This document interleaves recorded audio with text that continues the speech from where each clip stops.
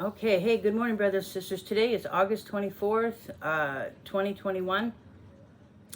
And I have a few things I want to share with you, and I'll try not to make this too long because I know a lot of people don't like long videos. So I want to get you caught up on a few things and then share something that I was shown last night, okay? So first of all, on August 22nd, I was given this dream where I was in like a store, and I was helping a family. Now, I told them that we had to hurry, and I told them, I said, get anything you want, everything that you need is what I meant to say. Get everything you need, and I'll get it for you, okay? But I said, we don't have a lot of time. And I remember bringing them a pair of sneakers that were size 15.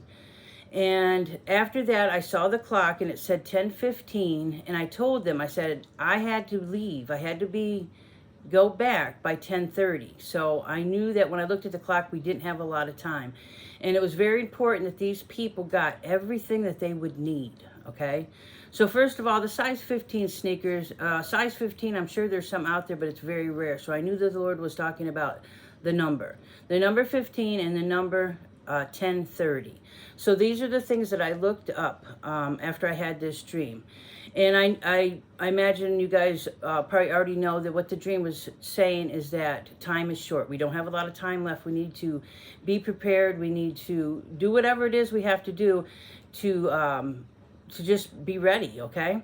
So first of all, when I looked up the number 15, I always go to the Hebrew meaning of numbers, okay? So the meaning of 15 is... it implies salvation, healing, redemption, stepping up, ascending, okay? And the number of 15 also represents the elevation from the physical to the spiritual, all right? So I think a lot of you guys can understand then what this number 15 is saying, okay? And you guys can always look this up because there's more to it. But that was the basic understanding that I had from this stream of the number 15. Now, I also looked up 10:30 in Strong's Concordance. I knew that I'd been given this number before. And 10:30 means gnashing of teeth. So I think this, again, this scene is just saying, okay, we don't have a lot of time because, the Lord is coming. He's coming to gather those that belong to Him, those that believe in Him, that or have a relationship with Him, those that are abiding in Him, okay? And those that will be left, just like there's many scriptures out there about gnashing of teeth, but we know that it's not a good thing, okay? Those that are going to be left behind, and so on, there's going to be gnashing of teeth. Those that are left in it can mean outer darkness, anguish. It can just, you guys understand the meaning of gnashing of teeth. So that's what I had on the 22nd. Now, I've had a few things about family. I've also was shown from the Lord that the enemy is trying to stop me, okay, trying to keep me from encouraging you guys and just from sharing what the Lord is showing me. So I appreciate all your prayers and ask you to please continue to do that. Now, this dream I had last night, again, I believe this is very significant. So as you guys have been following me, you see where the Lord has been giving warnings. He's the things that He's been showing me, everything is kind of just lining up and going down the road here. Now, before I explain this dream, I need to explain the significance of this place that I was taken. This place that I was taken was my grandmother's house. Now, there's probably a couple dreams that I didn't share with you guys.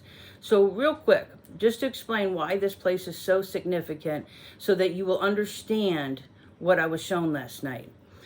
Quite a few years ago, now before I knew that my aunt was sick, okay, this was before I even knew that she had stage 4 cancer, because I didn't know that none of us, because it happened so fast. So before I knew she was sick, I had this dream where I was taken to my grandmother's house. Now, my grandmother always lived on top of this really big hill. And when I was taken up to my grandmother's house, I went inside and I could see all her family, and they were waiting for her. They were so excited because they knew she was coming home, and they were planning this huge celebration. Now, my aunt's dad died when she was 8 years old, so of course I never knew him, and my aunt really didn't get to know him much.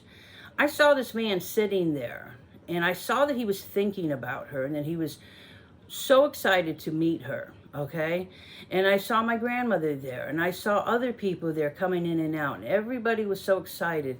And the guy that was sitting at the bar, or not the bar, sitting at like a counter in a kitchen, he looked at me and he wasn't sure who I was until a family member showed up and said, you know, who mentioned who I was, and he's like, oh, okay. And anyway, so they were just planning this huge celebration for my aunt. They were so excited about seeing her. Everybody was happy. They were making all this food and preparation. So after I had the dream, I explained this to my mother, and I told her what this guy looked like. She goes, "Oh, that was her dad. That was my stepfather." She said, you described him to a T. That's exactly what he looked like." So then I knew that, okay, this was her dad, because I never knew him. So anyways, after this is when we found out that she had stage 4 cancer, and she passed away shortly after that, probably within 2 weeks.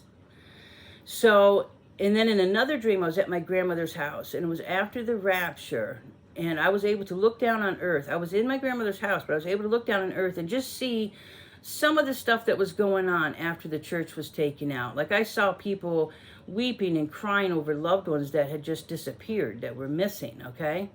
So this house, my grandmother's house, is very significant. So now let's talk about what I was shown last night. First of all, I was in a car, and I knew that my husband Brian was there. And I also just had a knowing that Jesus was the one driving. Now, as we were in this car, we pulled up to this house, and I didn't know at this time that it was my grandmother's house. Well, we pulled up to this house, and I said, oh, they make the best donuts. Now, donuts, if you're going to want to go biblical on this, it's compared to manna, okay? They're heavenly cakes, okay? So this is what they were making in this place, and I knew it was the best ever. So I said, oh, can we please stop and get some donuts? And so next thing I know, a woman comes out and gives me 2 huge bags of my favorite donuts, and she also grabs a bag of coconut that are my husband's favorite, puts in the back seat. But there's a kicker to this.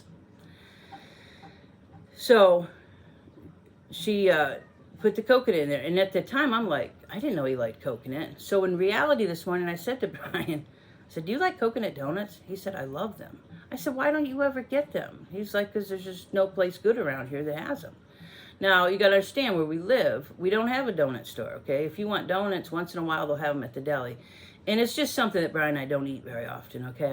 I like donuts, but there's just no place really around here to get homemade donuts. Okay, so, and Brian's the type, like, if I were to send him in, he always gets what I like. He never gets what he wants. But he reminded me, he's like, remember when Brian was in the hospital, I would always stop and get those coconut donuts. So I was like, wow, that is so cool, because in the dream, Brian was given his favorite donuts. So, all right, after this, I then realized I'm at my grandmother's house. Okay, and I'm going through my notes here. So we go inside, and it's very small inside, but it's cozy, and there's places that you can sit and eat. And just like the dream with my aunt, okay, there was people sitting at tables and stuff that was her kitchen. Well, this is the same thing. There was tables set up, and they were serving these awesome donuts.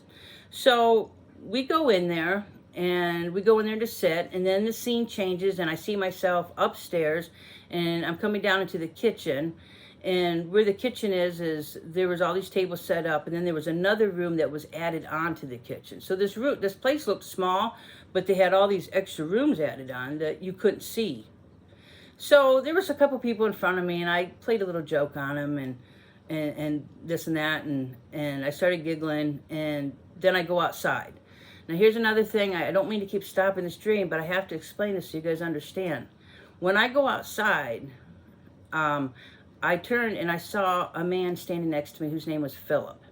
Now, you guys remember that there's a certain family that has always been symbolic of the church. This has been happening since I started dreaming, and it was confirmed, I believe, by the Lord, that this family has always been symbolic of the church. Well, this family, in real time, in real life, lost a son the very same day that my brother died, which I thought, years ago. But I never really knew this kid. I knew him in school, but I didn't really know him. So anyways, so they had lost a son the same day that my brother died. So I'm standing outside of my grandmother's house, and he's standing there. So remember, this family of his has always been symbolic of the church. And I told him what I did in there, and we both started giggling and laughing, right? Just goofing around. So then I go back inside my grandmother's house, and I sit by the door. And when I'm sitting by the door with, some other people, and I just had this knowing that the Lord was there, kind of in and out. All of a sudden, I saw a group of people come in the door. Now, it wasn't a large group, but it was quite a few people, like, I don't know, maybe 15 people come in. Now, as they came in, I'm looking at them, and there were a few that I recognized, but I was not allowed to remember who they were when I woke up this morning. But I saw a few that I knew and many that I didn't know. And they all came in. And when they came in, like I said, the place looked small. You're like, where are you going to fit everybody? But like I said, there was added rooms. And they went through the kitchen to a room that was like an addition. And it was actually my grandmother's living room. And they all went in there. And when they went in, they were talking, crying, but in a happy way. They were talking and visiting and just, very happy. They were just having a good time. So then in another scene, when they went in that room, I saw Philip go and stand by an open doorway. And I went, which was like the kitchen, and there was an open doorway, and then there was that extra room.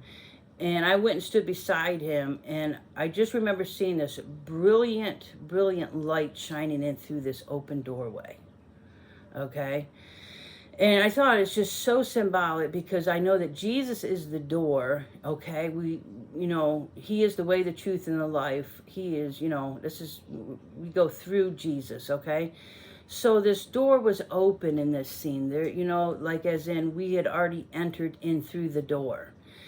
Because the door frame was just brilliant, brilliant light, okay? And there was a couple other just small scenes that I was shown, like, I remember that when I was younger, I loved running. I played track and stuff.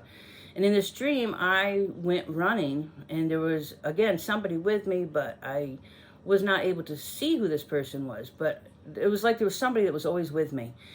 And I started to go running, and I realized that I was running as fast as a car. But I was not winded, I was not tired. It was almost like being in a convertible, the wind blowing through your hair, and you're going really fast down a road, only I was running. I had, just perfect health. I was able to do these things that I couldn't do in this physical body. It was just really amazing. And then every once in a while, my husband would walk with me. It was just a pretty neat and amazing place, and just an amazing thing that I was shown. So I find this very encouraging, and it's because, I remember the different things that the Lord has shown me through the years.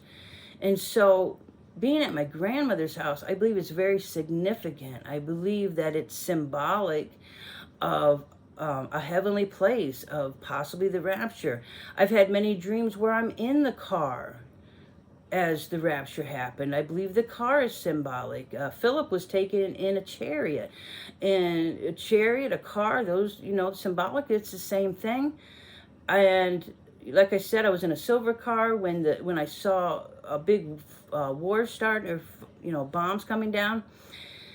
And then I was in a different car in another scenario. And then I remember in a dream that the Lord asked me to back his car out of its hiding place. So I think the car was just symbolic of the rapture. And I was in the car with my husband, and I knew that Jesus was driving. We come to my grandmother's house, which he's shown me at least 3 times now, that this, I believe, is just symbolic of where we're going, our hiding place, for the 7-year tribulation, whatever you want to call it. And to see Philip there, whose family has always, through all these years, been symbolic of the church, I believe that this dream was talking about the rapture of the church. Okay? That's what I believe. I believe the people that I saw coming in are probably the people that will pass away during this tribulation. Possibly because of the fact that we were already there when the people arrived. And it wasn't a huge group. It was, like I said, it was a lot of people, but maybe 15 or 20 people. So it was like, we'd see a small group of people come in at a time. It wasn't like what the rapture is going to be like, where there's going to be millions of people coming up all at the same time. So, and I've seen this in other dreams where I've been in this waiting place, or this, wherever it is where the Lord's going to take us, when people have passed away during the tribulation. I've had dreams like that where I was called to meet certain family members as they arrived. Just a lot of amazing things that the Lord has shown me. And so this is what I believe this dream is symbolic of. And I believe it's extremely encouraging. I mean, when you compare it to with all the other things that the Lord has shown me, okay, he's been warning us to be ready. He's been laying on me different scriptures to share with you guys in truth about what it is to believe in Christ and to be saved. We're still studying this in Bible study. And last night I have some more stuff I saw that I want to share with you guys, but I'll do that in a different video. But I know that this is stuff I have to keep doing because I don't believe we have a lot of time left. Okay, the clock clearly said 10:15, and I told this woman I had to be back at 10:30. I had to be at work. And 10:30 just happens to mean gnashing of teeth. The 15 minutes, I believe the number 15 is very symbolic.